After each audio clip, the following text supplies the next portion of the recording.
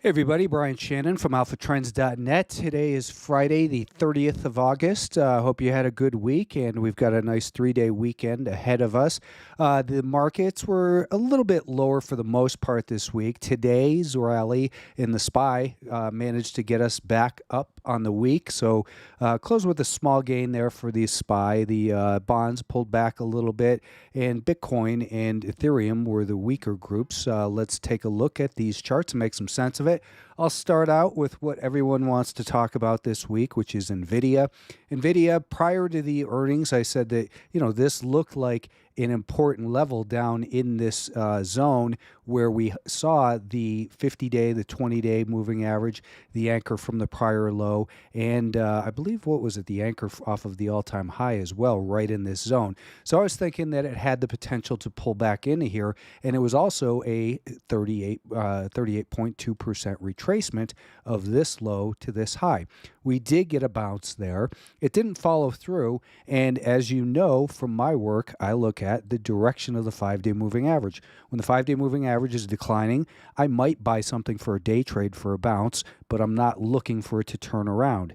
Let's take a look at the day trade that I took in here today on NVIDIA, which is straight out of my book, which is the maximum trading gains with anchored VWAP.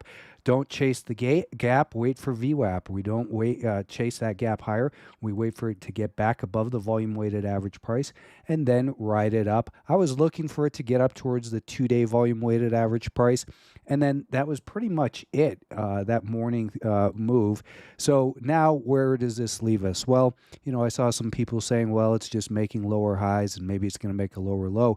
I look at this and I see the potential for a neckline and an inverted head and shoulders pattern that might look something like this, and this being basically the bottom end of that range. Doesn't mean it might not continue a little bit lower here. We might see a little bit of a shakeout, rebuilding in here for a week or two, and then push back higher, and then break that inverted head and shoulders pattern. If that were the case, and this is the neckline, and let's say it broke at 127, what we do is we take the height of the pattern, which is the top of the head, which is 100, up to straight up to the neckline above. That's 32 points. So we'd add 32 points to 127. So 32 plus 127 will give us about, what, 169? Did I do that right? 159? Either way, it's significantly higher, and there's nothing wrong with this stock waiting a little bit and digesting this massive rally that it's had. So, it's not a bad thing. We saw 2 bounces this year from the year-to-date anchored VWAP, and now we're getting a bounce, it seems, from the anchor from that last sell-off. Let's take a look at the broader market. The S&P 500, most of the week was really just kind of range-bound. We tried to break that range here late in the day and closed right at the top end of that range. This market is still clearly bullish, and the level that we were looking at the beginning of the week remains the important level for next week, which is 554.5. As I said last week, if we're above 554.5, then we remain innocent until proven guilty. We did pull back below the 5-day moving average a little bit, but we were still within the range. So you can't look at that 5-day moving average by itself and just say, hey, we're below it, I've got to be bearish. You don't get bearish over here if we're testing prior support and an important anchor. Instead, if we were to get bearish on this, if I was to get bearish on it, I would look for it to do something like this and then get stuck underneath that anchor and stuck below this band of support. That didn't happen, so that doesn't make sense. Next week, maybe it does. Maybe it pulls right back down, does this, bounces a little bit, and then starts to continue lower. It's always a possibility, but the primary trend remains higher. We're going to see that 20-day moving average coming up through the 50-day moving average next week. That's not a bad thing. The NASDAQ is consolidating nicely in here, I think. We saw a really nice move higher, and let's just put an Fibonacci on that low and say from this low to that high, we haven't even pulled back 38.2% retracement. This is a strong market. It pulled back right to where it was supposed to, the anchor off of the all-time high and the anchor from this handoff here. We were looking at this thinking, hey, we've got really caution. Yes, below the declining 5-day moving average, I look at as guilty till proven innocent. But if you haven't read the books, I don't know you can't just pick this up by looking at a couple of videos on a Friday afternoon. That's not how it works. This is there's a lot more to it. So I'm going to tell you, buy my books, for crying out loud, if you really want to learn this stuff. Anyways, what we have now, this is what I was hoping we would see. I've told subscribers to Alpha Trends that I'd like to see it rally up through the 5-day moving average, fail, make a higher low, and then maybe next week we can break back above this level, do something like this, and we're off to the upside again in the in the NASDAQ. If we were looking at this as it looks like a bullish flag in here, then that would imply a really big continued upside and new all-time highs. If we just call this 435 to 485, that's 50 points. Add 50 points to 470. That would give you 520 as a potential upside. I don't do price targets. It's just a level of interest that the market might have the potential to go up to. But this is looking really bullish. It's the buyer's game to lose. If it gets back below 466, let's just call it, then you've got to think a little bit differently, that maybe the sellers are going to be able to wrestle control. But it's not there. Russell 2000, I've been calling it a mess. I continue to call it a mess, but it's behaving well. It's got the higher low here today. So if we can break above here, then I think you're going to see a continuation of this move higher. So if you're looking at buying the Russell 2000, maybe above here with a stop under here or this low would be the way to do it. I'm personally not interested in the Russell 2000 index. It's too choppy for me, but there's a lot of stocks in that group that, there's 2,000 stocks. Go do a little bit of work into what's involved there. Semiconductors, these guys, as we know, got stuck so far at the 61.8% retracement of this high to this low and the 50-day moving average. Was it resistance because it's the 50 or because it was a 61.8? It doesn't matter. We don't need to know. The fact is, we know there were sellers there. It pulled back from that level, and now the sellers on the shorter term time frame seem to be defending the anchor off of this peak. They also seem to be defending the declining 5-day moving average.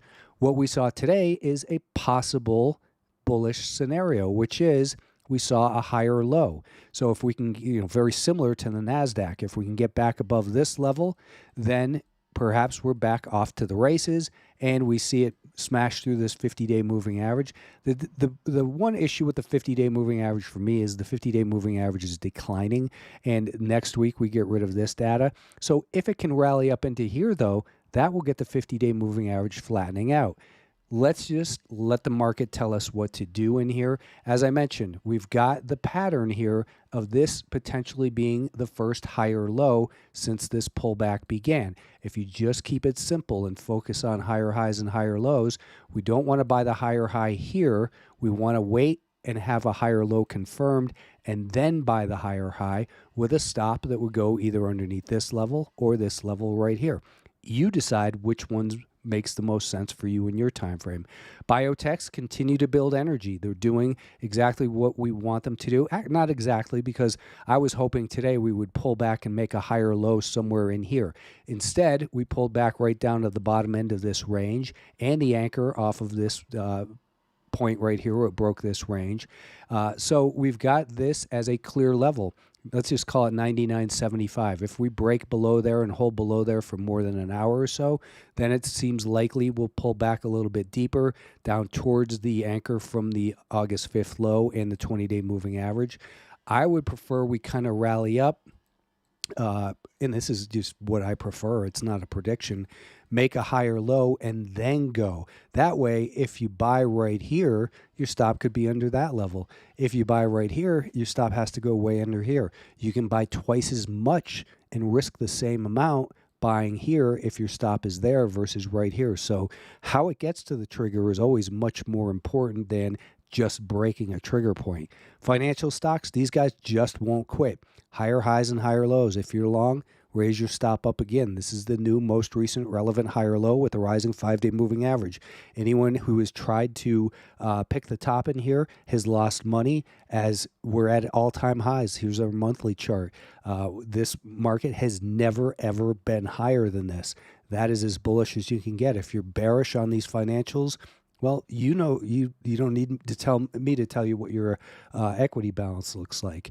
Energy names, they're still a mess, but they're getting a little bit more constructive. I'm not going to trade these things because just generally speaking, they, like all commodity stocks, you kind of have to buy them when they look like shit and sell them when they look like they're ready to break out. So I wouldn't suggest you buy it above here. I think, you see it pull back and then buy it. But that's not my personality to buy the dip. As you know, I always say don't buy the dip, buy strength after the dip. So energy names, maybe they're going to run into this trend line, rebuild a little bit, let that 20-day moving average come up through the 50-day moving average, and then do something. We can, we'll see what happens in there, but, I'm just not excited. Everyone wants me to take a look at gold. There's nothing to talk about here. It's in an uptrend. It's innocence until proven guilty. It's, and it trades like a commodity. It looks bullish over here. It does this, traps people, and then continues to move higher. I don't like to trade gold, so why would I talk about it? Bonds, they're still constructive, but they're another commodity. You can say, well, how are they commodity? They're the cost of money. That is a commodity. To me, it's a commodity. The price of money is. Anyways, they're still bullish overall, just had a bad couple days. And right now in the intermediate term, they have a very clear pattern. Lower highs and lower lows below a declining 5-day moving average. Let's talk about Bitcoin for a moment.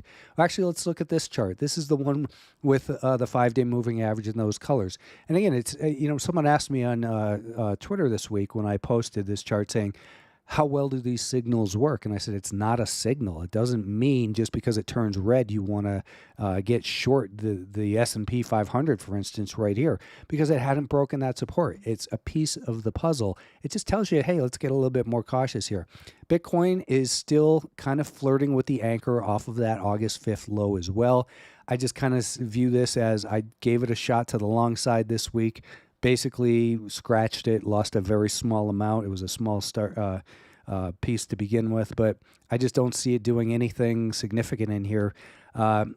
Thanks for staying to listen to the end of the video. Please give it a like, subscribe to the channel, share with your friends. Have a good long weekend. Thank you.